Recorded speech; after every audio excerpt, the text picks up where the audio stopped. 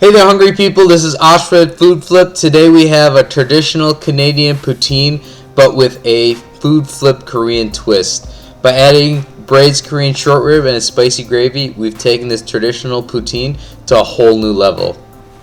So let's get right into this awesome recipe. Starting with our short ribs, we're going to salt and pepper each side of our beautiful ribs. And then take that into a heavy bottom pan with a little bit of vegetable oil and sear the short ribs on a high heat till they're nicely caramelized on each side. Once those are caramelized like so, we're going to set those aside for later use. And then you can see all the oil and the fat that is rendered out of our meat. We're going to take a paper towel and get rid of some of that excess oil. We don't need nearly that much for the rest of the recipe. In that same pot, we're going to work on our braising liquid. Adding garlic and ginger and cooking those out until they're fragrant, followed by some chopped red chilies and sesame oil is going to make the base of our braising liquid.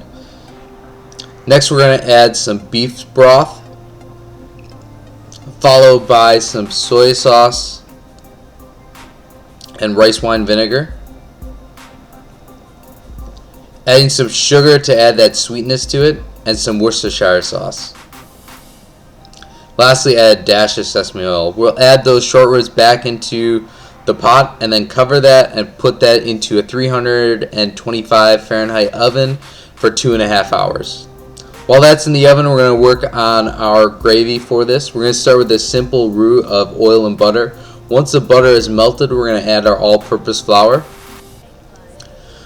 Using a whisk, we're going to whisk out the raw taste of the flour, and then this is where we add the spicy kick to it in the Korean twist. We're going to add gochujang, which is a Korean spicy red pepper paste, into our roux, and follow that immediately with our chicken broth. Stirring that consistently, we're going to let that thicken up into a beautiful spicy gravy.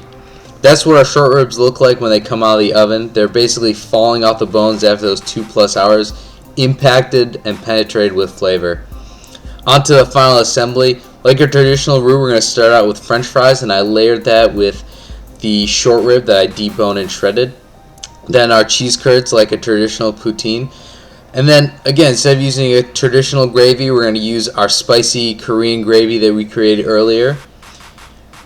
And then I topped that off with some scallions and some sesame seeds. This recipe ended up being the bomb. By combining the traditional fries and gravy in a poutine, but with the short rib and spicy Korean flavors in our gravy, I just could not get enough of this recipe.